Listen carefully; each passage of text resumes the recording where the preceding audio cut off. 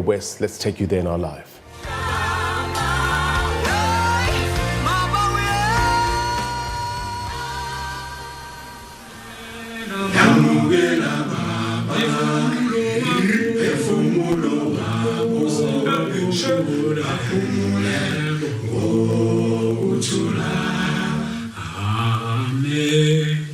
Sing grace, how sweet the sound that saved a wretch like me.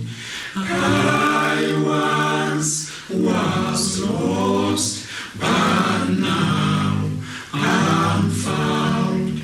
Was blind, but now can see. 'Twas grace. Lala kahle mfowethu Mabena. Sizokhumbula kakhulu. Mina ngikhumbula kakhulu nje ngenkuthazo yakho owawusikhuthaza ngayo kakhulukazi uma sinawe endleleni ethile ukuthi asisebenzise ulimi lwesiZulu. Uthi mawumsuthi mawumshaka. Sithi uNkulunkulu akusise umoya wakho ulale ukuthula. Siyazi ke ukuthi njengoba wena ungumsakazi nje le phela izulu likunekhwaya lakhona wena uzolethula lelo khwaya ukuze liduduze abantu benkosi liculele uNkulunkulu uqobo lwakhe. Sithi ke dudu emndenini waMabena kanye neSouth Africa yonke.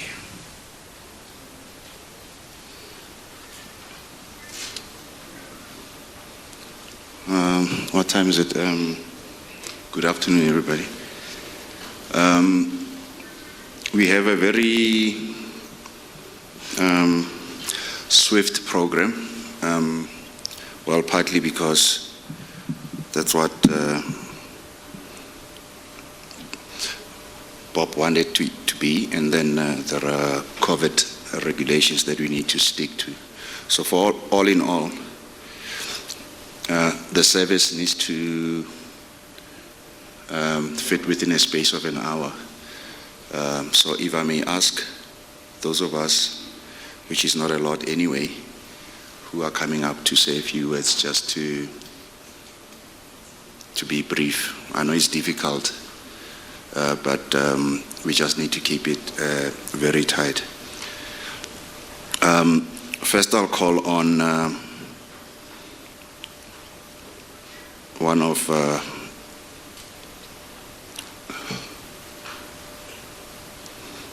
Bob's brothers, George Manyosi.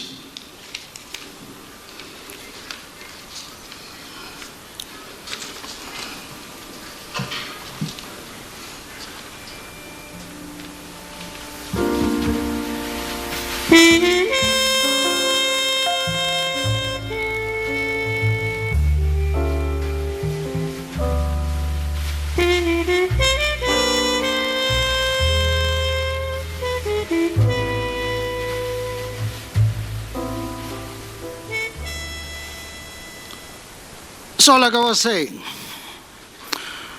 Ernest Pillay leaves the morning show on KFM and I step in and I do it for about a year. Then in comes Mabena, I called him Mabena, and Stan Katz and Paul Ward. Sharp. They fine-tune the station, they shape, they mold it, they do their own thing, and they say it's all good. But we're missing one thing. KFM doesn't have a talk show. But we don't have a budget, not even a single cent. Not a cent to hire a producer, a researcher, somebody who will, host the guests, anyone who will attend the phones, right, and get callers on. But we need a talk show. It's crazy. It can't be done.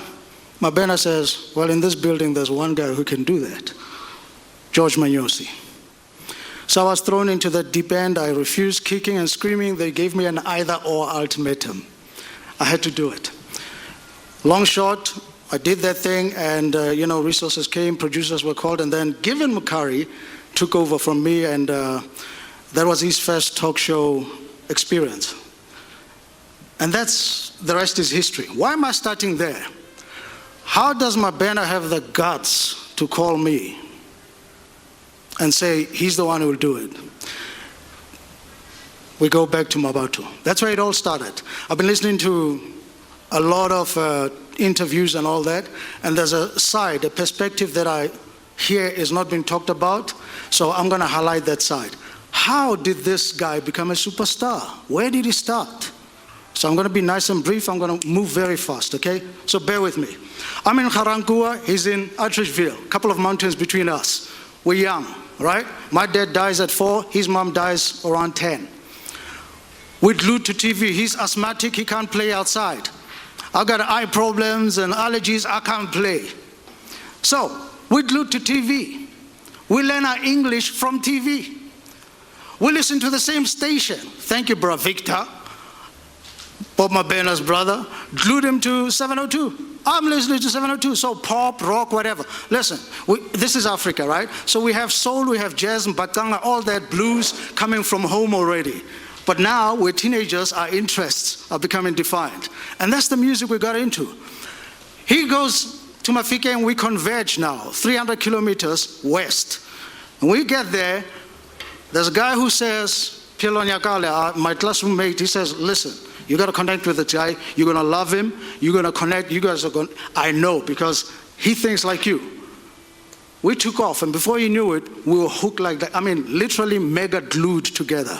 And the foundation was, Joe, you know that song? No, that's, and listen, it's plates, it's forks, here we are, we're just banging, we're having lots of fun, Komafike, right?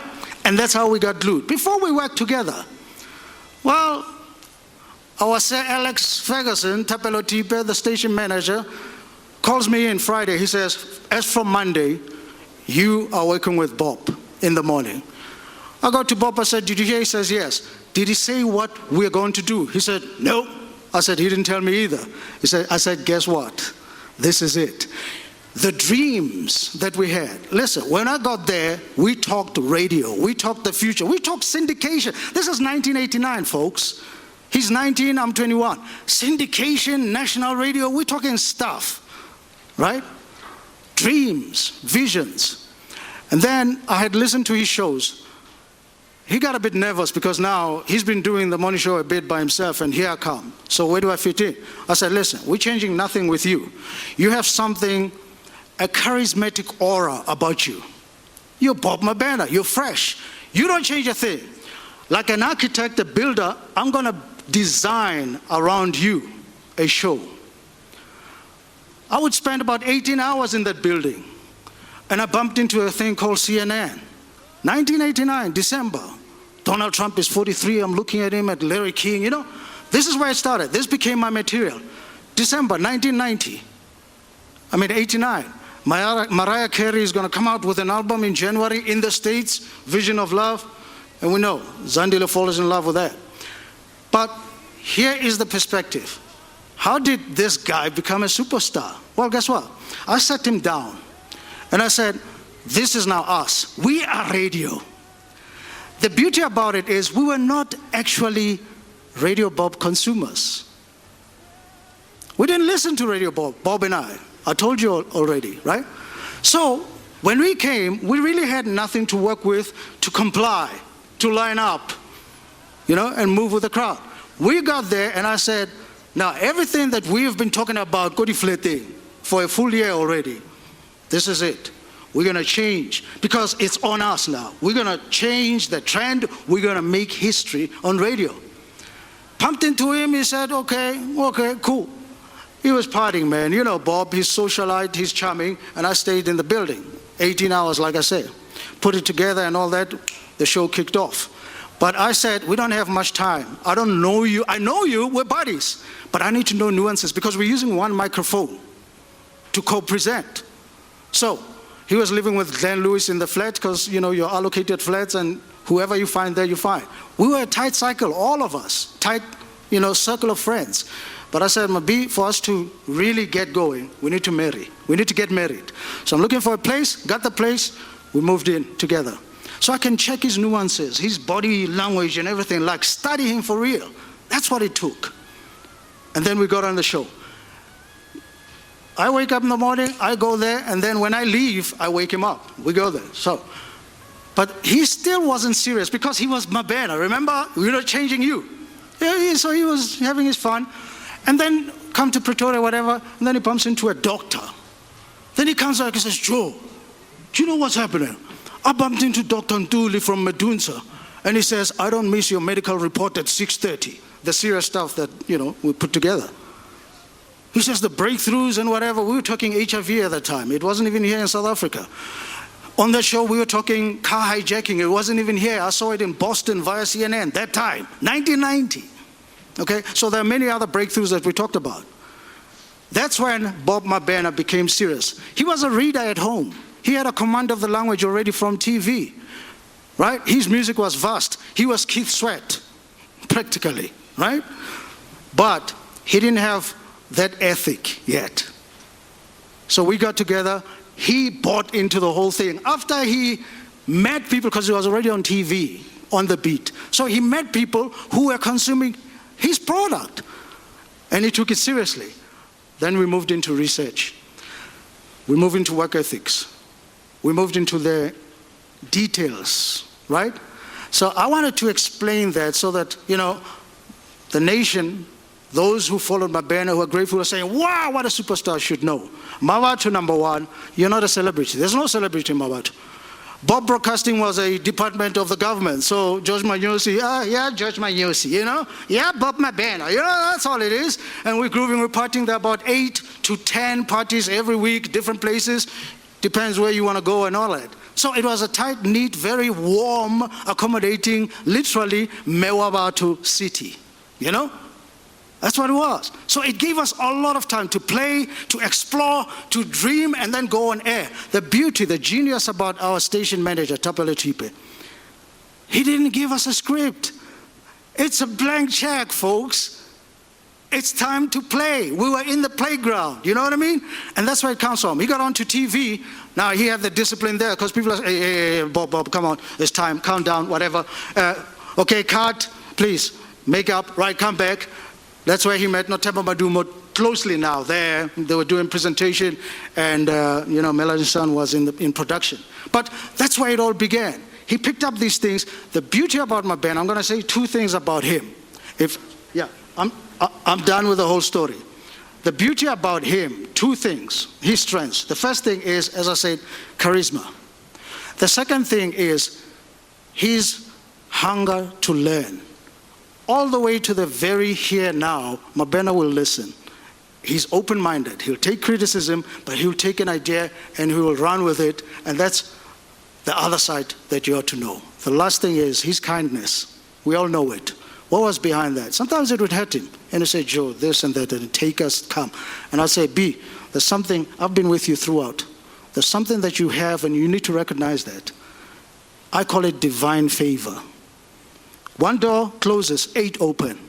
These guys are takers, they take your stuff, they steal your stuff, watch what's going to happen. Next thing, it just floods, okay?